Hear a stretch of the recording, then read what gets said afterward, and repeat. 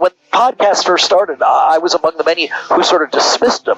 Gee, podcast is for a person who can't get a radio job. Now, it's a genuine medium as powerful as any. It may well be more powerful than terrestrial radio.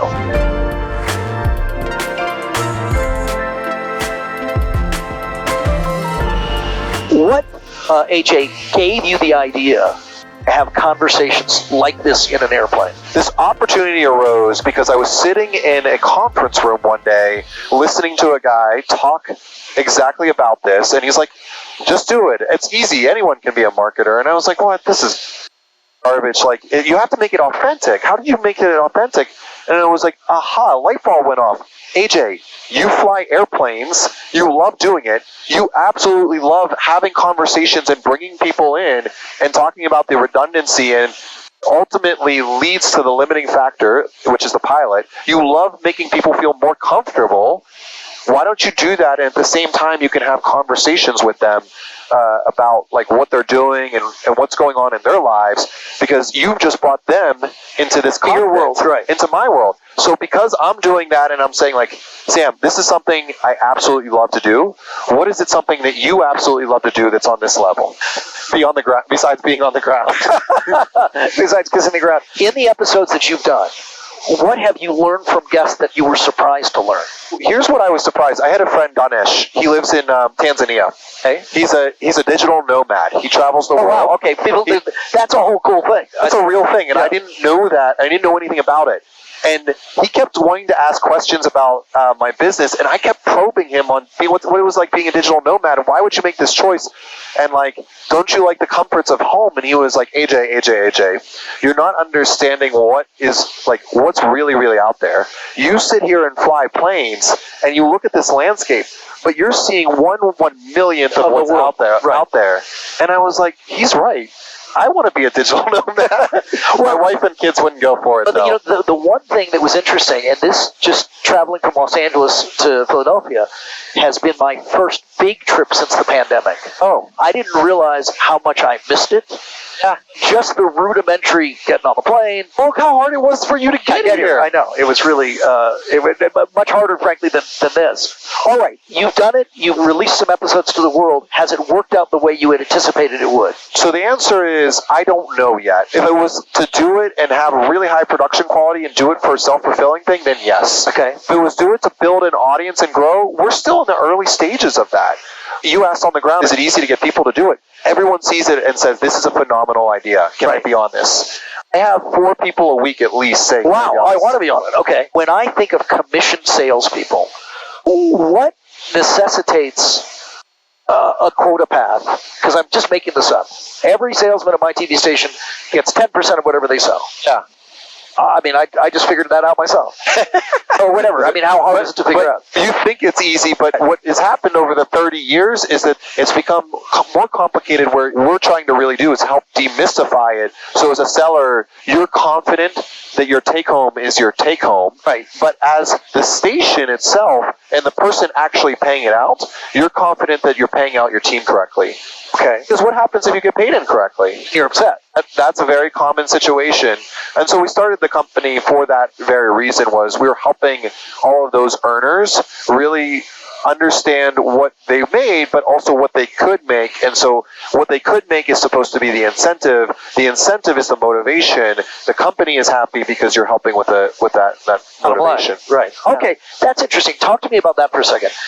I get 10% of every sale as a commercial salesperson. How does QuotaPath help me with my motivation? Well, sales reps work off of variable components, so they don't know what their payments are going to be coming in. Right. So imagine that they could put a goal that says, if I sell X, I can pay for that down payment on a house. Right. That's what we're really trying to aim, is give the visibility and that motivation so that the entire company and organization knows what they're paying and how they're paying. As a civilian and as a big Shark Tank viewer, yes. So you raised $70 million in various chunks. Yes. Take me through some guy who wrote you a check for X. And what is his expectation? Okay, so let's take the first check, $5 million into the business, ATX Venture Partners.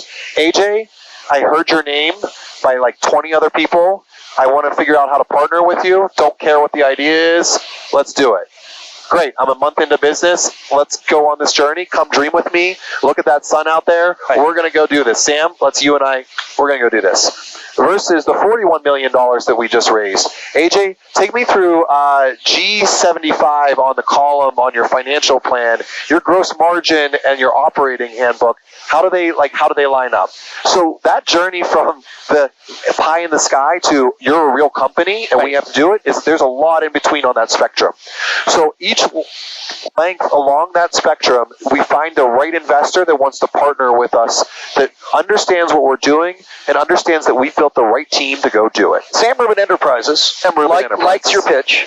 I give you $1 million. I'm an experienced investor. Do you want me to get the contract right now to sign that? I'm an experienced investor. What do I get back? What should I expect? What's reasonable for me to expect? Well, there's a lot of modeling to it, but if you're investing in an early stage startup, your expectation is in 7 years, I'm going to 10x my return. So I expect that 10 years from now, you're going to give me a check for $1 million. Yeah. $10 million. Yeah. Okay, cool. When I watch on Shark Tank, are their requests reasonable or unreasonable? So Shark Tank is unreasonable. Okay.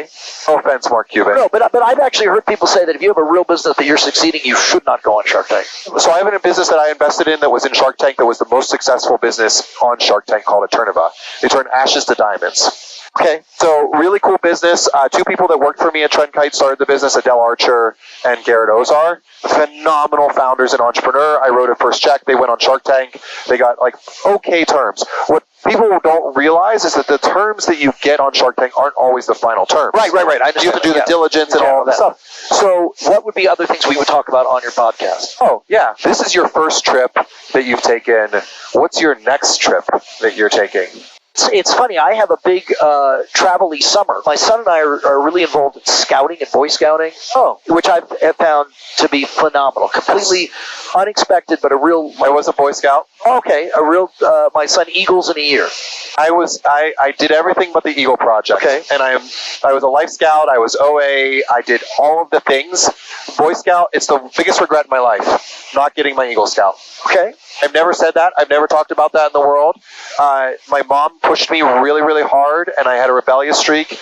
It's the dumbest thing I ever did. So for your son out there, Eagles in a year, make it 6 months. Right. I'm dead serious. Make him a way to figure out how he needs these 3 merit badges, his Eagle Project, and this sign-off.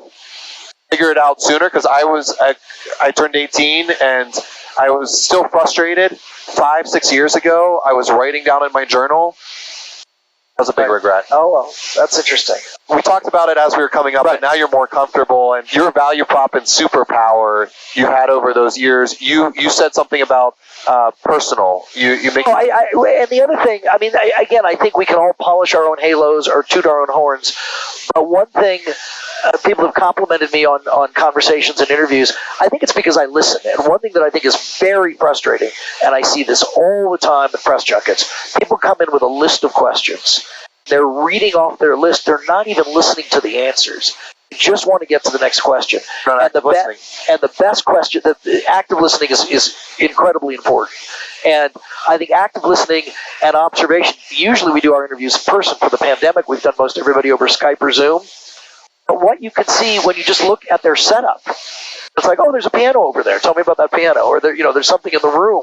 Active listening. What do you think the most important skill in sales is? One is that I think good products self-sells, or the product's really good. Yeah. And the other thing, based on the people I know in our sales department, it's relationships. The sale part is almost incidental. Correct. Most important skill in sales is active listening. And that's 100% where these two worlds line up. And you just said that, from a superpower standpoint, that's something that you worked years to hone that craft on. And sales is the same way from a professional standpoint.